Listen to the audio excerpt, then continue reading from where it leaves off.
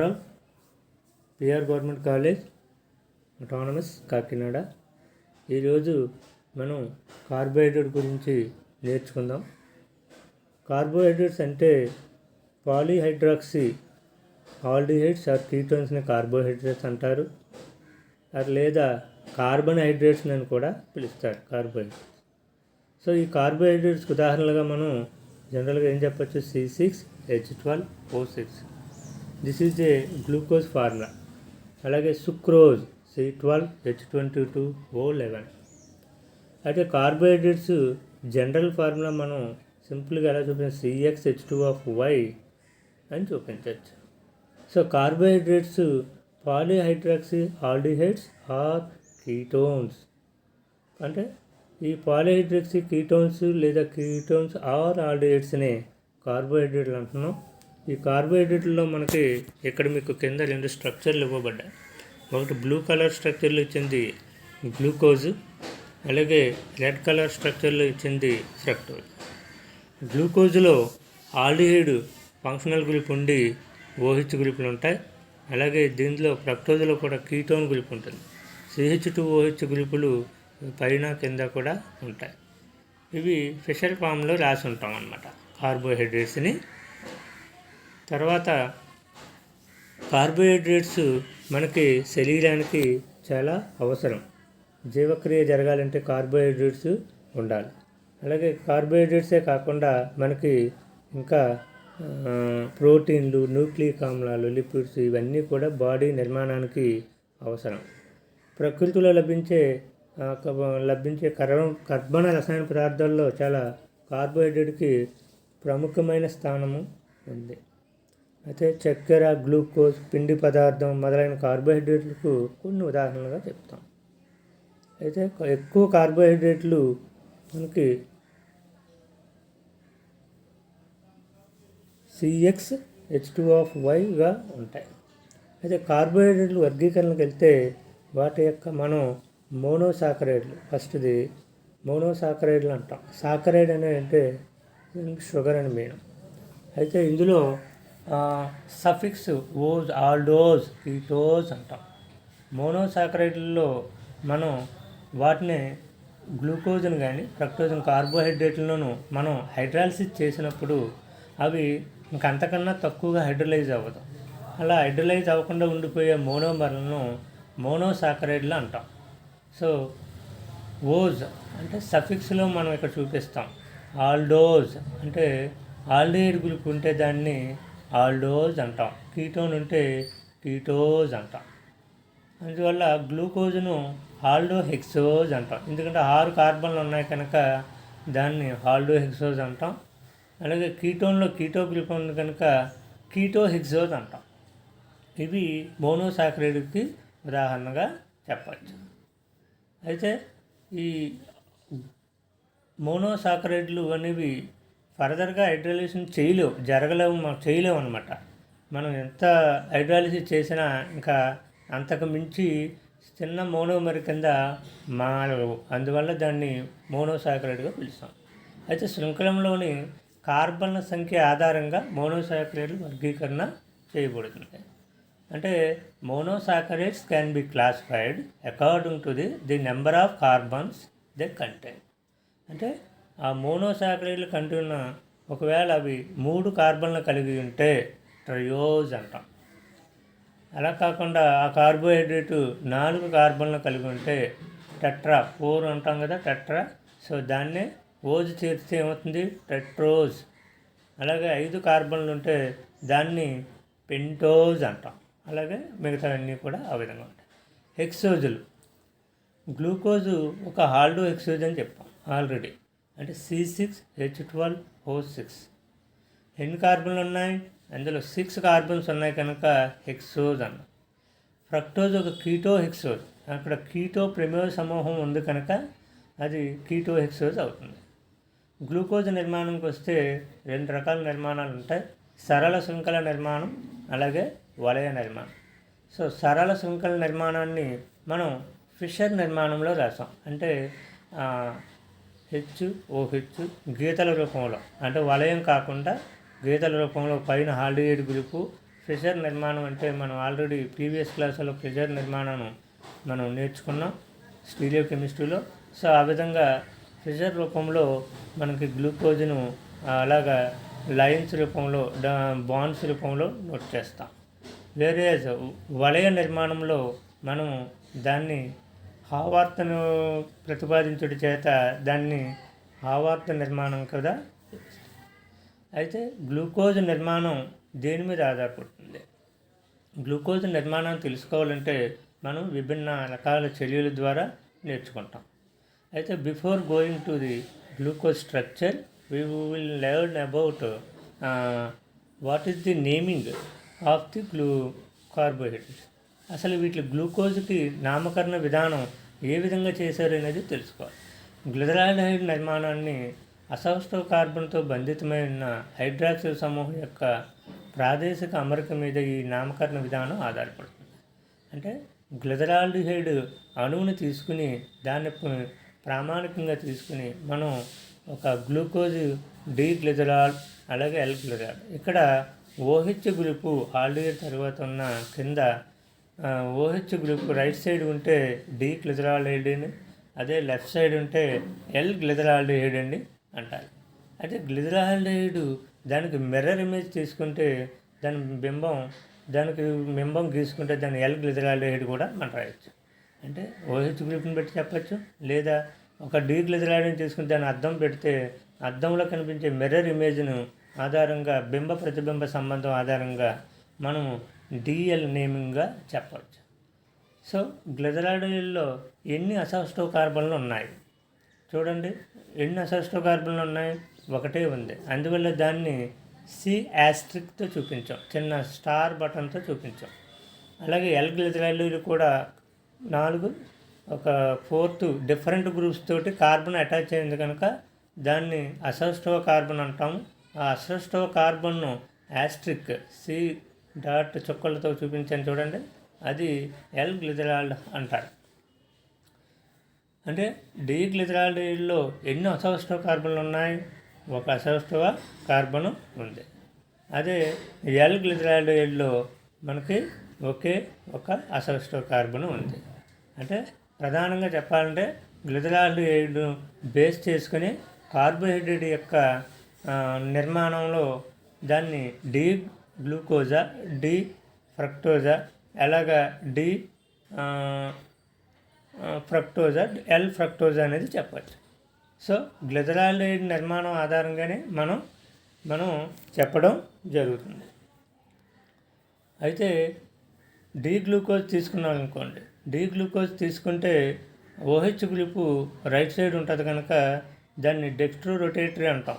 Plain పాలిహైడ్రేట్లో దాన్ని మనం చూసినప్పుడు ఏమవుతుందంటే ప్లెయిన్ పాలిహైడ్రేట్ని లెఫ్ట్ నుంచి రైట్కి తిప్పుతుంది. సో అందువల్ల ప్లెయిన్ పాలిహైడ్రేట్ లెఫ్ట్ నుంచి రైట్కి తిప్పడం వల్ల అది డెక్స్ట్రో రొటేటరీ అవుతుంది. వేరేజ్ లీవో రొటేటరీ కాంపౌండ్ తీసుకుంటే ఓహెచ్ గ్రూపు ఉన్న సమ్మేళనం లెఫ్ట్ సైడ్ ఉంటే ఆ కాంపౌండ్ కానీ తీసుకుంటే అది రైట్ నుంచి లెఫ్ట్ తిరుగుతుంది. సో ఆ విధంగా మనకి ఉంటుంది. అలాగే డిఎల్ అండ్ నేమింగ్ ఇవి కూడా ఐసోమర్లు చూద్దాం. కింద చూడండి డి గ్లూకోజ్ కింద CH2OH దగ్గర HOH అది రైట్ సైడ్ ఉంది కనుక డి గ్లూకోజ్ అంటాం. అది OH గ్రూపు ఈ పక్కన ఉంటే ఫెజర్ రూపంలో రాసాను. OH గ్రూపు లెఫ్ట్ సైడ్ ఉంటే దాన్ని ఎల్ గ్లూకోజ్. ఇవి కూడా గ్లూకోజ్ యొక్క ఐసోమర్ల కింద మనం చెప్పచ్చు. అయితే ఒకే నిర్మాణం ఉంటుంది, ఒకే అణుఫార్ములా కలిగి ఉండి విభిన్న నిర్మాణాలు కలిగి ఉంది కనుక ఇవి మనం ఐసోమర్ల కింద భావిస్తాం. గ్లూకోజ్ వలయ నిర్మాణం తీసుకుంటే గ్లూకోజ్ ఇది మనకి చూడండి మధ్యలో ఒక గ్లూకోజ్ రాశాను, ఓపెన్ చైన్ స్ట్రక్చర్ రాశాను. దాంట్లోంచి మనకి ఏమవుతుంది, ఈ హైడ్రాక్సిల్ గ్రూపు వలయం కింద ఏర్పడుతుంది. అంటే ఈక్విలిబ్రియంలో అది ఏమవుతుంది, వలయ రూపంలో జరుగుతుంది. ఈ వలయ రూపంలో ఏర్పడినప్పుడు ఆల్ఫా డి గ్లూకోజ్ ఏర్పడుతుంది. అలాగే బీటా డి గ్లూకోజ్ ఏర్పడుతుంది. ఆల్ఫా డి గ్లూకోజ్ అలాగే దీన్ని పైరినోజ్ నిర్మాణం అని కూడా అంటారు. అందువల్ల దీన్ని ఆల్ఫా డి గ్లూకోపైరినోజ్ స్ట్రక్చర్ అంటారు. అలాగే కుడివైపు ఉన్న దాన్ని బీటా డి గ్లూకోపైరనోజ్ స్ట్రక్చర్ అంటారు. అంటే ఈక్విలిబ్రియం దగ్గర ఇది మనకి ఓహెచ్ ఇక్కడ కింద CH2OH పైన కార్బన్ 5వ కార్బన్తో ఉన్నటువంటి OH గ్రూపు అది ఏమవుతుంది, దానికి అటాచ్ అవుతుంది అనమాట. ఫస్ట్ కార్బన్కి అటాచ్ అయ్యి మనకి ఉంటుంది. కింద ఆల్రెడీ పైరైన్ నిర్మాణం రాసాం. పైరైన్ అంటే ఏంటి, ఆల్రెడీ కింద బాండ్తో ఒక 5 మెంబర్డ్ రింగ్ లాగా 6 మెంబర్డ్ రింగ్ వేసి ఒక ఆటం కార్బన్ ప్లేస్లో ఒక ఆక్సిజన్ 2 ద్విబంధాలు వేసాం.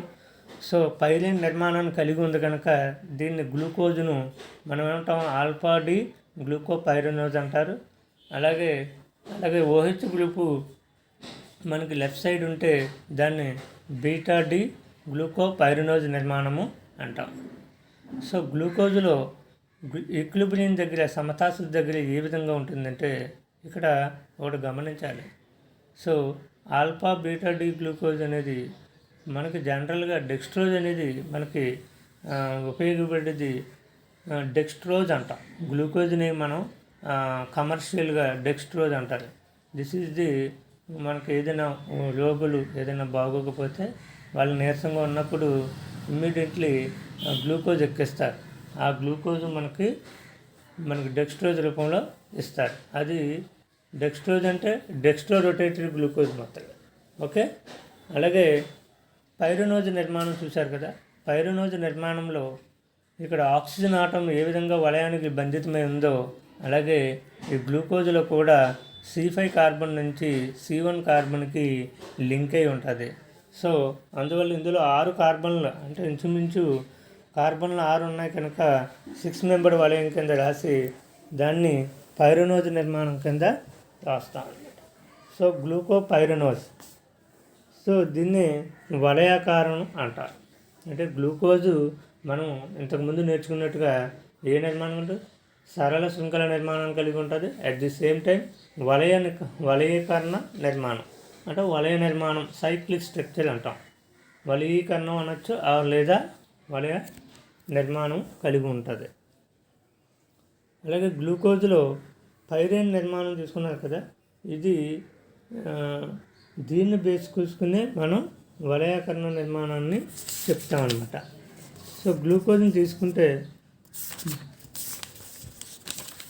ఇందులో 2 ఆల్ఫా బీటా పైరనోజ్ నిర్మాణం కనుక ఆల్ఫా లేదా బీటా అంటాం. ఇది పైరైన్ పూలను బట్టి ఆ పేరు వచ్చింది. ఈ యానోమర్లకు ఆవర్త ప్రతిబింబించిన నిర్మాణాలు బట్టి పూలను వలయం కాబట్టి ఆ పేరు వచ్చింది అనమాట. ఈ యానోమర్లకు ఆవర్త ప్రతిపాదించిన సమూహాలు ఆవర్త నిర్మాణాలు అంటాం. దీన్ని ఆవర్త నిర్మాణాలు కూడా అనొచ్చు. సో ఇక్కడ ఇంకొక విషయం గుర్తుపెట్టుకోవాలి. గ్లూకోజ్కు ఆల్ఫా బీటా యానోమర్ల ఆవర్త ప్రతిక్షేపణం కింద చూపించబడ్డాయి. అలాగే గ్లూకోజ్ని తీసుకుంటే 2 నిర్మాణాలలో చూడండి, ఇక్కడ వలయ నిర్మాణంలో మనం గుర్తించవలసింది 2 వలయాల శృంఖలలో హెమిహిస్టాల్ నిర్మాణాలు కేవలం C1 మాత్రమే మనకి అమరికలో మార్పు ఉంటుంది. సో C1 కార్బన్కు యానోమెరిక్ కార్బన్ అంటారు. అలాగే ఇటువంటి సదృశకాలను అంటే ఆల్ఫా బీటా రూపంలో ఉన్నాయి కనుక వీటిని ఆల్ఫా బీటా యానోమర్లను కూడా పిలవచ్చు. గ్లూకోజు 6 పరమాణువులు కల వలయ నిర్మాణాన్ని మనం పైరనోజ్ నిర్మాణము అంటారు. ఇది దేని బేస్ చేసుకుని చెప్తాం, ఇది పైరైన్ పోల్ను వలయం కాబట్టి ఆ పేరు వచ్చింది. ఓకే. ఈ యానోమర్లకు ఆవర్త ప్రతిపాదించిన నిర్మాణాలను ప్రతిపాదించడం చేత దీన్ని ఆవర్త నిర్మాణాలు కూడా అని పిలుస్తారు. ఫిజర్ ప్రక్షేపణంలో కుడి ఎడమవైపు చూపిన సమూహాలను ఆవర్త ప్రక్షేపణలు వరుసగా కింద పైన రాస్తారు కనుక దీనికి గ్లూకోజ్కు ఆల్ఫా బీటా యానోమర్ల ఆవర్త ప్రక్షేపణం ఈ క్రింది విధంగా మనం చూపించిన విధంగా మనం రాస్తాం. అయితే గ్లూకోజు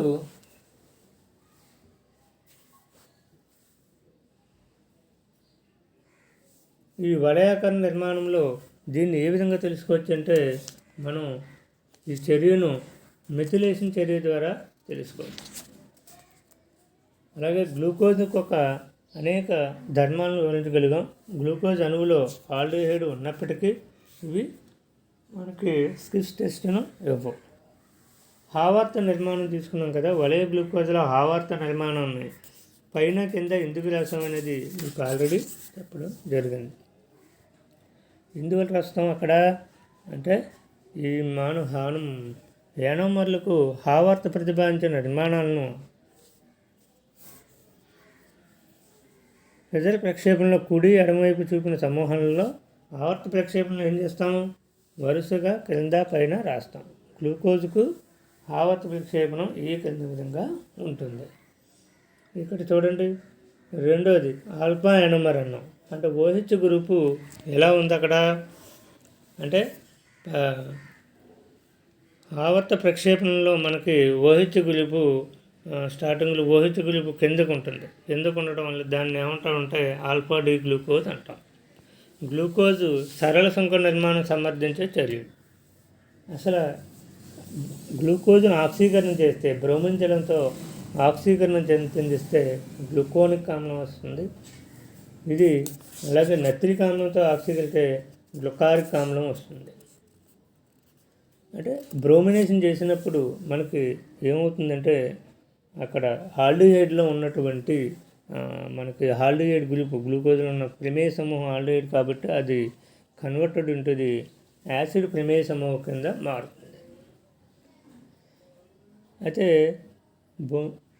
బ్రోమిన్ జలంలో లాంటి బలహీనమైన ఆక్సీకరణ సైతం ఒక 6 కార్బన్లు ఉన్న మోనోకార్బాక్సిలిక్ ఆమ్లంగా ఆక్సీకరణం కావస్తుంది. ఈ చర్య వల్ల గ్లూకోజ్ అణువులో ఆల్డిహైడ్ ప్రమేయ సమూహం ఉన్నట్లు తెలుస్తుంది. అయితే గ్లూకోజ్ను ఆల్డోహెక్సోజ్గా చెప్పవచ్చు. సో బ్రోమిన్ జలంతో ఆక్సీకరణం ఏ విధంగా జరిగిందో చర్యలో చూడండి. డి గ్లూకోజ్ను bromine is a red colour solution. దాన్ని కొంచెం డైల్యూట్ సొల్యూషన్ వాడాలి. It is hazardous to health. So bromine జలంతో ఎప్పుడైతే వేసామో it will be aldehyde group converted to మనకి కార్బాక్సిలిక్ గ్రూప్ కింద కన్వర్ట్ అవుతుంది. సో డి గ్లూకానిక్ యాసిడ్ అని ఫామ్ అవుతుంది. ఇక్కడ చూడండి, మీకు ఆల్రెడీ గ్లూకానిక్ ఆమ్లంలో ఏ విధంగా ఏర్పడుతుంది. సో బ్రోమిన్ జలం ఆక్సీకరణం ఇది చాలా కేర్ఫుల్గా చేయాలి. రియాక్షన్ చాలా కేర్ఫుల్గా చేయాలి. సో బ్రోమిన్ జలాన్ని ఉపయోగించినప్పుడు మనం చాలా కేర్ఫుల్గా ఉండాలి. అదే నత్రిక ఆమ్లంతో తయారు చేసినప్పుడు మనం డి గ్లూకోజ్ నత్రిక ఆమ్లంతో చేసినప్పుడు ఆల్డిహైడ్ గ్రూపు పైన ఒక ఆల్డిహైడ్ గ్రూప్ కాస్త కన్వర్టెడ్ టు కార్బాక్సిలిక్ గ్రూప్ కింద మారుతుంది. కార్బాక్సిలిక్ గ్రూప్ కింద అలాగే కింద CH2OH ప్రమేయ సమూహం కూడా కార్బాక్సిలిక్ గ్రూప్ కింద మారుతుంది. సో నత్రిక ఆమ్లంతో తయారు చేసినప్పుడు గ్లూకానిక్ ఆమ్లం ఏర్పడుతుందన్నమాట. గ్లూకోజ్ సరళ శృంఖల నిర్మాణాన్ని సమర్థించే చర్యలు మనకేం చెప్తాము. అలాగే గ్లూకోజ్ సోడియం బారైడ్ ఇది మనం గ్లూకోజ్ని క్షయీకరణం చేసినప్పుడు మాత్రమే తెలుస్తాయి. అంటే సరళ శృంఖల నిర్మాణాన్ని సమర్థించే చర్యలు ఏంటి, క్షయీకరణ చర్యలు. కాబట్టి గ్లూకోజ్ను సోడియం బోరోహైడ్రేట్ సమక్షంలో క్షయీకరణ చెంది సార్బిటాల్ని ఇస్తుంది. అలాగే గ్లూకోజ్ను ఎర్ర ఫాస్ఫరస్ సమక్షంలో హైడ్రోఐడిక్ ఆమ్లంతో వేడి చేయగా హెక్సేన్ని ఇస్తుంది. దీన్ని బట్టి మనకి ఏమర్థం అవుతుంది, గ్లూకోజ్ని రిడక్షన్ చేసినప్పుడు మనకి సార్బిటోల్ అంటే CH2OH అనేది ఆల్డిహైడ్ గ్రూప్ కన్వర్టెడ్ ఉంటూ అంటే ఆల్డిహైడ్ గ్రూపు CH2OH కింద మారుతుంది. అందువల్ల సార్బిటాల్లో CH2OH గ్రూపులు మనకి ఎన్ని ఉంటాయి, 2 ఉంటాయి అన్నమాట. అది క్షయీకరణ జరుగుతుంది.